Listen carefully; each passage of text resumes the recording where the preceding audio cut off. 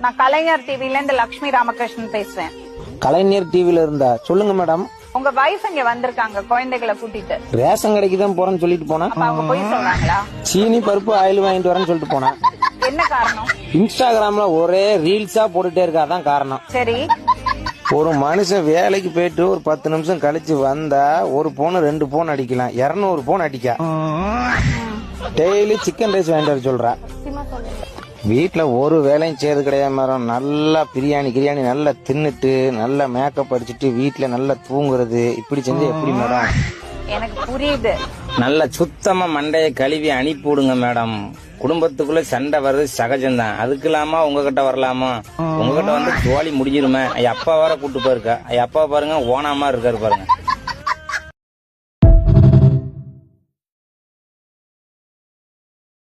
Download ShareChat.